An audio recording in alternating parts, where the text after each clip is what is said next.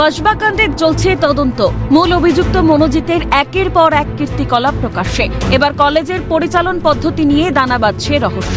বিস্ফোরক কলেজের vice principal Nayana Chattopadhyay CNA একান্ত সাক্ষাৎকারে জানালেন, কলেজে ইউনিয়নের নামে চলত দাদাগিরি। চাপ দেওয়া হতো পড়ুয়াদের। পড়ুয়া ও অভিভাবকদের কলেজ কর্তৃপক্ষের সঙ্গে যোগাযোগ করতে দিত না ইউনিয়ন। মনোজিতের বারবারন্তে কলেজের নিয়ম শৃঙ্খলা বজায় রাখা সম্ভব ছিল না তার। বাধ্য হয়ে পদ ছাড়ার সিদ্ধান্ত নিয়েছিলেন। চিঠি দিয়ে জানিয়েছিলেন বিকাশ ভবনেও। ইউনিয়ন ইউনিট নেই, বারবার করে নোটিশ করে বলা হচ্ছে কলেজে শুধু ওয়েবসাইট আছে, ওয়েবসাইটের নোটিশ বলা করো। আর সত্ত্বেও স্টুডেন্ট ডিমান্ডেই এইসব গ্রুপে মেসেজ যায়। এত ভাইস প্রিন্সিপালের দেখা সম্ভব না। আমাকে গভর্নিং বডিকে জানিয়ে এই কাজগুলো করতে হচ্ছে।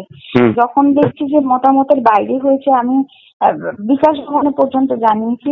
প্রকাশ করে যে চিঠি তিনি বিকাশ ভবনে পাঠানো হয়েছিল সেটা অ্যাকসেপ্ট হয়নি। তার বক্তব্য, কলেজকে নিয়ম শৃঙ্খলার মধ্যে বাঁধতে তিনি হাজারো চেষ্টা করলেও মনোজিৎ মিশ্রর যে একের পর এক অপকর্ম, তার কারণে তিনি সেটা করে উঠতে পারছিলেন না।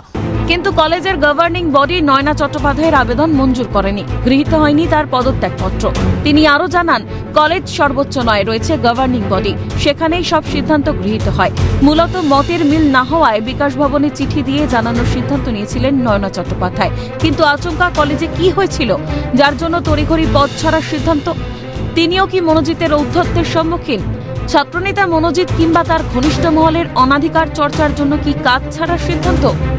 যেটা নিয়ম হচ্ছে যে গভর্নিং বডি অ্যাকসেপ্ট করলে ভাইস প্রিন্সিপাল বা টিআইসি রেজিগনেশন অ্যাকসেপ্ট হয়, সেটাও হয়নি। যে রীতিমতো বিজ্ঞপ্তি জারি করে কলেজের কোনো ইউনিয়ন নেই সেটা তিনি জানিয়েছিলেন। তারপরেও কোনো পড়ুয়া যদি কর্তৃপক্ষের সঙ্গে কথা বলতে যেত, তাকে আটকানো হতো। পড়ুয়ার যারা অভিভাবকরা কলেজে আসতো, তাদেরকে আটকে প্রথমে ইউনিয়নের নামে তাদের সঙ্গে কথা বলতে বাধ্য করা হতো। অভিভাবকদের মারধর করার মতো ঘটনা ঘটেছে বলে বিস্ফোরক অভিযোগ জানালেন এই মুহূর্তে কলেজের ভাইস প্রিন্সিপাল নয়না চ্যাটার্জি। ক্যামেরায় গোপাল সেনের সঙ্গে মফিজুল ইসলাম, ক্যালকাটা নিউজ, কলকাতা।